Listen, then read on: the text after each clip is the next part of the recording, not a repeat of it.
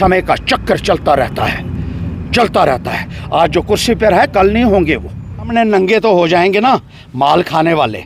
कोई खड़ा हो ना हो, हर्षदेव खड़ा होगा, जान की बाजी लगा देगा गरीब के लिए। पैसा इकट्ठा करना ही एकमात्र मकसद है, ऐसा लगता है प्रशासन का भी और इन एमएलए का भी। अगर तुमने काटा है तो होटल कैसे है वहां पर, और होटल चल रहा है, शराब खाना वहां चल रहा है, और क्या क्या होता है उस होटल के अंदर। कायदा और कानून की धज्जियां उड़ाते हुए माइनिंग की परमिशन दी हुई है। हर चीज के रेट लिस्ट तय हो चुकी है।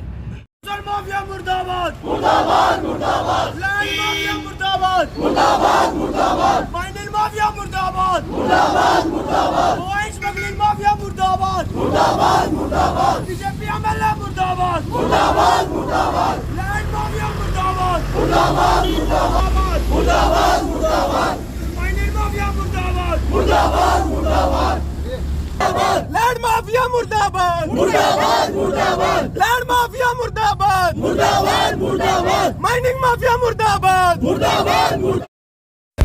देखिए, जिस तरीके से यहाँ लोकतंत्र को भ्रष्ट तंत्र में बदल दिया गया है, भ्रष्टाचार का बोलबाला है, लोगों की कोई सुनवाई नहीं है।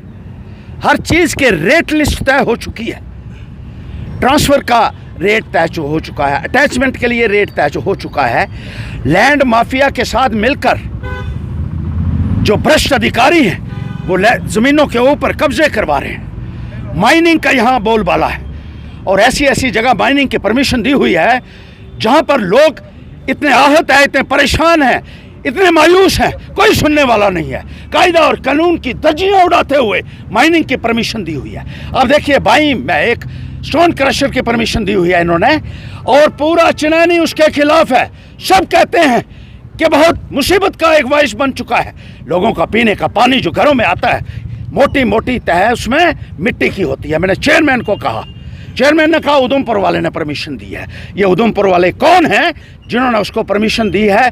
लोगों की एस्पिरेशंस के खिलाफ, और लोगों ने बार बार प्रदर्शन किया। एक बार वो बंद भी हुआ, उसके बाद फिर उसने कहा कि 25 लाख रुपए की चर्चा है वहाँ, कि 25 लाख रुपए उसने दिए हैं किसी को, और वो क्रशर चलाया हुआ है। किसको दिए हैं ये नहीं मालूम, लेकिन यहाँ चिनानी के जो लोग हैं वहाँ पर चर्चा हो रही है। और जब लोगों की एस्पिरेशंस के खिलाफ और कायदा कानून की धज्जियां उड़ाते हुए आपने परमिशन दी है, तो कुछ ना कुछ गड़बड़ी ज़रूर है। इसी तरीके से लैंड माफिया जो है, यहाँ एमएलए ने लैंड माफिया बना हुआ है, और ज़मीनें घेरी हुई हैं। सरकारी ज़मीनों के ऊपर कब्जा है, फॉरेस्ट की ज़मीनों के ऊपर इन लोगों ने कब्जे किए हैं। अरे समरौली में बार बार इस तहसीलदार को मैंने कहा कि वहाँ 16 कनाल इसने खुद लिख के दिया कि गैर कानूनी कब्जे में थी। वो कहता है मैंने गर्दौरी काट दी। अरे होटल तो वहां बना हुआ है। अगर तुमने काटा है तो होटल कैसे है वहां पर? और होटल चल रहा है, शराब खाना वहां चल रहा है, और क्या क्या होता है उस होटल के अंदर, इन्होंने कभी झांक के देखने की कोशिश भी नहीं की है उस होटल के अंदर और क्या क्या हो रहा है। उस एमएलए, एक और एमएलए जिसने यहाँ ग्रीन जोन में बंगला बनाया हुआ है, लोग अगर जंगल से लकड़ी भी एक छोटी सी ले आते हैं तो उनके खिलाफ मुकदमा लग जाता है। उनका जानवर कहीं मवेशी भी फॉरेस्ट लैंड के अंदर चला जाए तो उसके ऊपर मुकदमा लग जाता है। और इनके बाप का कानून है कि ग्रीन जोन में ये बंगले बनाते फिर रहे हैं, और कोई इनको पूछने वाला नहीं है। कोई पूछे ना पूछे, हर्षदेव पूछेगा और जवाबदेह बनाएगा इन लोगों को जो भ्रष्टाचार कर रहे हैं। और लोगों का मैंडेट लेने के बाद अफसरों के साथ मिलकर चोरी करने वाले को हर्षदेव किसी भी कीमत पर बख्शेगा नहीं। इसी तरीके से बोवेन स्मगलिंग की यहाँ बात हुई। कितनी बोवेन स्मगलिंग है, कोई हर शख्स जानता है कि उधमपुर में ये व्यापार चल रहा है बोवेन स्मगलिंग का। और एक पशु तस्कर ने कहा कि पुलिस को 1 करोड़ रुपया देता है महीने का, वो इकट्ठा होकर 1 करोड़ रुपया डालते हैं। और पुलिस वालों से पूछताछ करने के बजाय पुलिस वालों का जिंदाबाद कर रही है भारतीय जनता पार्टी। उनके लोगों ने जिंदाबाद के नारे लगाए। क्या इससे ये साफ साबित नहीं हो जाता है कि बीजेपी और प्रशासन मिलकर ये बोवेन स्मगलिंग कर रहा है? और इसी तरीके से जो धांधलियां यहाँ हो रही हैं, ट्रांसफर्स में पैसे टीचरों को उठा लिया जाता है अगर वो पैसे नहीं देते हैं तो।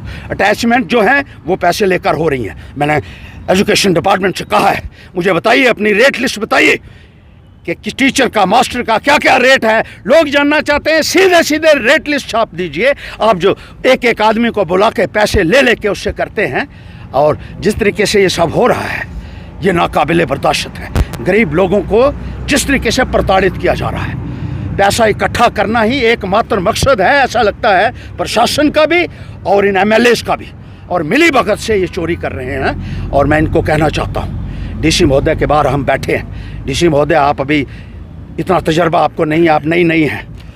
इन अफसरों के बहकावे में आकर गलत काम ना कर देना, इन MLAs के कहने के ऊपर गलत काम कर देना मत करना ये काम ऐसे कि आने वाले वक्त में जवाब देना मुश्किल हो जाए।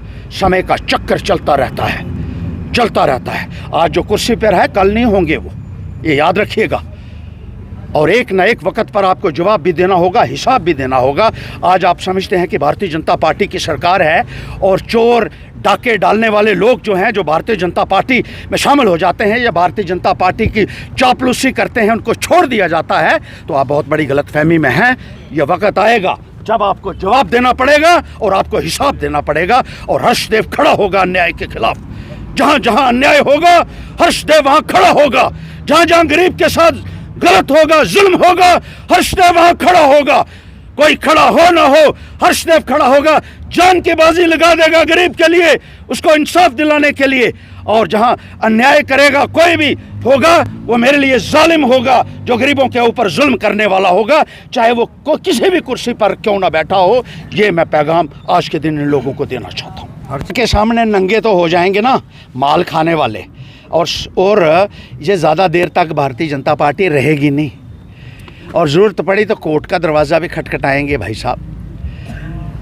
अगर ये नहीं सुनते, मोदी जी ने कह दिया है, या मोदी जी सबको माफ़ कर देते हैं भ्रष्टाचारियों को अगर वो बीजेपी में शामिल हो जाएं तो, लेकिन कानून भी है, कहीं अदालत भी है।